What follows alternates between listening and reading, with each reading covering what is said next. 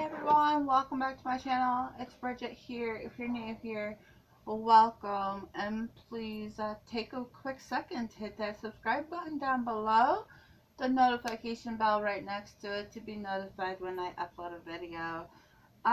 This is video number 2 on sewing. The first video I actually showed on my material was just ironing out a bunch of pieces for scrapping. Again, I only have the little stack here. I'm only gonna do little pieces of showing on my videos, but then like off camera I will do like complete it, and then we will show you, step by step. That's how I'm gonna do my videos, because it could probably end up long, and I don't want them long. I want to keep my videos about 10 minutes long or so for, viewers. I know any videos that are actually longer than 10 minutes kind of seem to get boring. I have here, today we are actually going to show you how to, how I cut my material for my scrappy quilt. And I don't need all of this stuff, but these are just like the straight edges, quick cotton pieces. Like, I don't even know why I have so many. This is like for the flying geese one. I don't do the flying geese, but I like it for the straight edge cut. This one here shows all the different angles, like the 22.5, well, 22.5 angle, 45-degree angle, and a 90-degree angle. And then this one here is 30 degrees, 60 degrees, and 90-degree angle. And you got the big old square here, which I love the squares. And then I got a bigger one here, which is nice too. And I have this one that does like the triangle tip pieces, but I don't use it much. I'm not fond of sewing anything with angles like this. I don't care to sew circles. I just like to do whatever. I'm gonna keep this one out and use my rubber mat here, which has had its time. I kind of, I've had this for a while. This is a mat made by Friskers. Here you can get them at like Joann's, Walmart. I don't know. Those are like the only two places local near me that have items, supplies for sewing. So I really don't know any other place. I haven't tried going to Hobby Lobby or anything. So yeah. So here I have the straight edge, and then I have a smaller one to do whatever. But we're going to grab the material. I'm going to actually just throw the bigger pieces off to the side, because I have two really big pieces in this pile. I'll do them off camera. But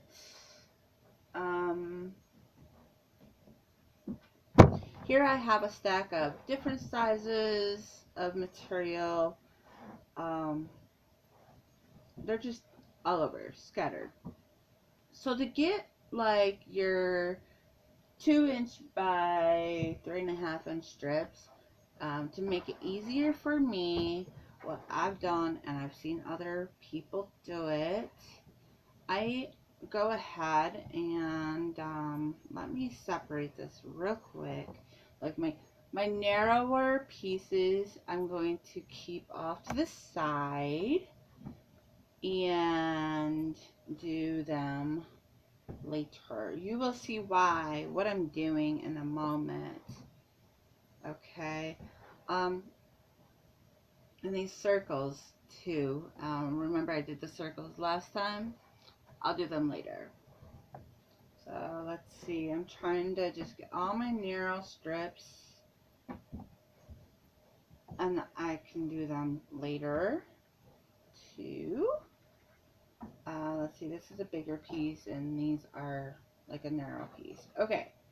So here, what I do is actually, I am going to line up all, does this have a, it has a print on it. Okay, print side here. All the, wow, straight edges together. It doesn't matter which side, because we're actually going to trim a little bit off real quick, you know, and we're going to, I'm trying to do like big to small. Now you can layer this up to however thickness you're desired. You know, your little heart desires. I'm going to let this hang out because it's got this piece here.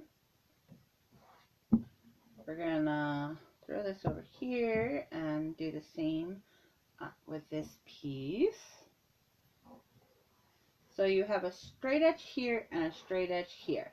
All this will be eventually cut off and we can throw it into the scrap pile again. Okay. And you don't have to keep the print up. So this one's face down because I have a straight edge here and a straight edge here.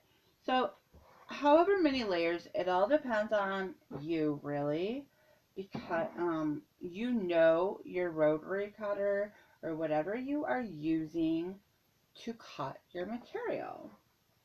I sure hope you know your own tools. Everybody should.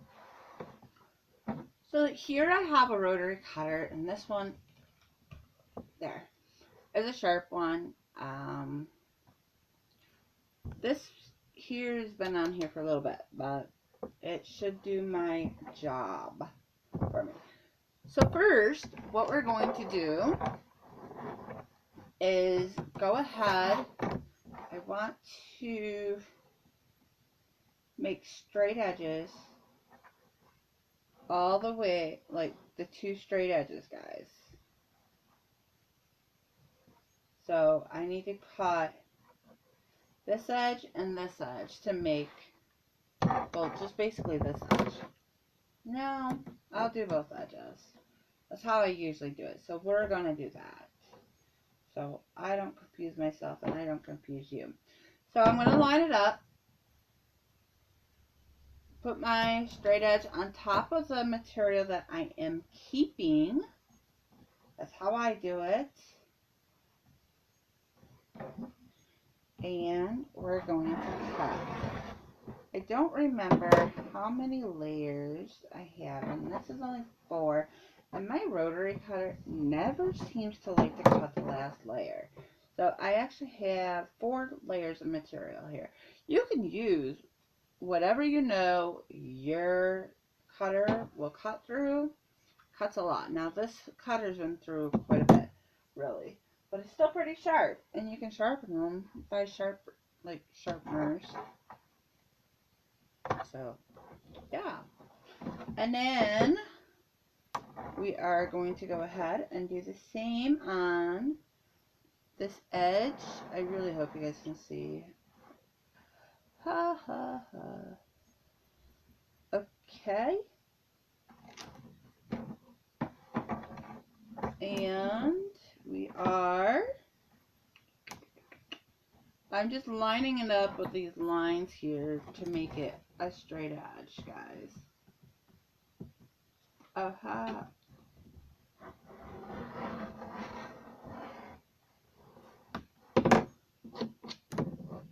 Okay. Now look, we have a perfect straight edge here on both sides. Please excuse all this background mess. Any crafter, most crafters, unless you are OCD, is messy. Believe me, I'm a very messy crafter. but I enjoy my work, and for the most part, I know where everything is. But if I was to clean it, oh boy, right? Right on, guys. Okay, so now I need to measure how far up is this, guys. Okay, I'm just trying to figure out. I'm gonna go 2 inch, 2 inch. Yes, that's how I'm going to do it. Now you're gonna go cut a 2 inch wide strip. That's how I do it first. So my measuring mat, I have it on the line here. I don't start at 1 and 1 because I want to see where the measurement is. So this is actually 1 inch, 2 inch. So I'm going to actually put the straight edge on the 3 inch mark.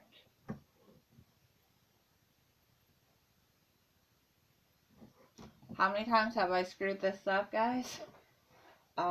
Like not remembering how I'm measuring this. Yeah, quite often.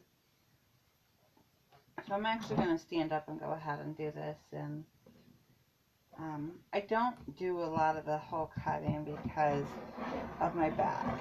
But, you know. So now we have one pile of 2 inch.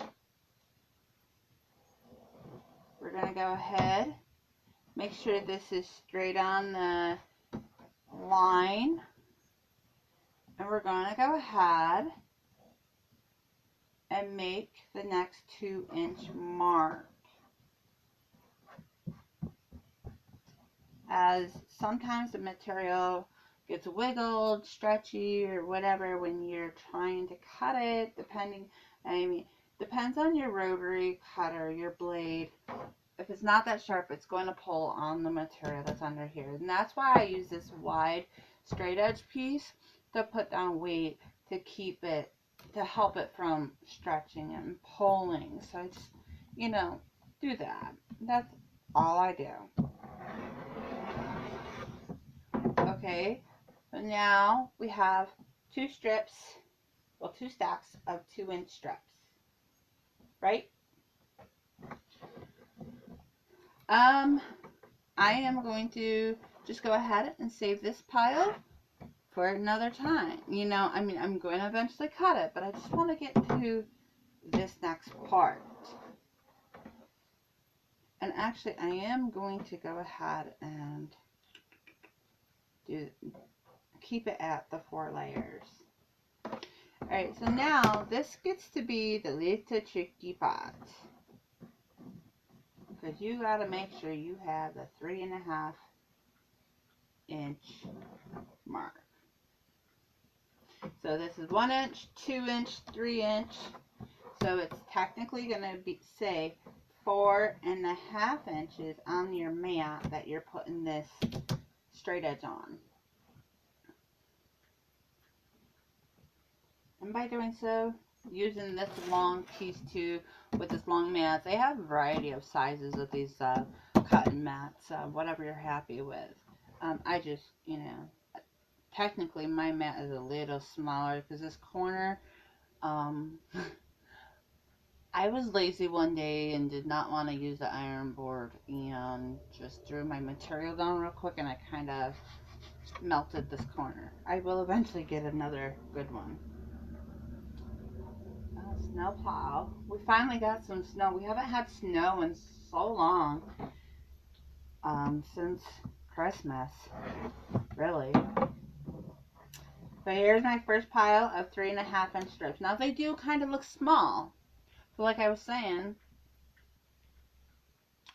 we can make jelly rolls out of them. Or like a long piece. Keep them long like this and just sew them back to back and turn them into a jelly roll. But these are not really that small. But after you're done with them, you just throw them in a pile. You don't have to separate them from pattern to pattern. because excuse me, it's a scrappy quilt, so you just grab something, try to keep, I usually use it to where I don't have the same pattern piece next to each other, you know what I mean? So yeah, so after I cut them into these 2-inch by 3.5-inch pieces, I throw them in a pile, and then I will save them again. So right here, this top piece is too small, and these two pieces are too small for what I'm looking for. So I will just go ahead and put it on top because this is long enough to do another piece. But as I get my scrap pieces, what I actually do is, like, if I get a bundle like I just got here, I will do this process, and after I cut them, I'll throw them into another container, not this container in particular, because they're actually my smaller pieces, and I will eventually, I'm losing my voice, I'll eventually have enough of those strips to make a scrappy quilt. So every time I get a chunk of whatever, like scrap piece, or if I go to Walmart and I see a small piece that's on clearance, I'll buy it and I'll throw it in with my scrap piece material to cut down, and then I will end up with strips. Now I don't have any of my strips left. So this is starting freshly new. So this last blanket quilt will probably take a little longer to make. Okay, now I'm going to just add this other piece that was on the other stack and go ahead and do this, like, so I can cut it. Make sure it's straight and cut.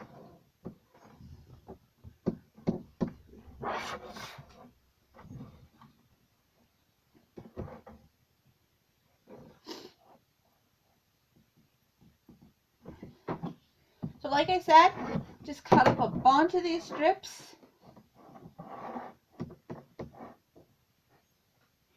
and save them up as you know, just cut them as you have scraps, so it doesn't take forever to do this. And that's what I do, and that's why I do it that way. And you know, so we have it. But I still keep these little pieces. I'll just sew them together and make a throw pillow or something. I have all kinds that I do that too. So yes, guys, this is how I do it.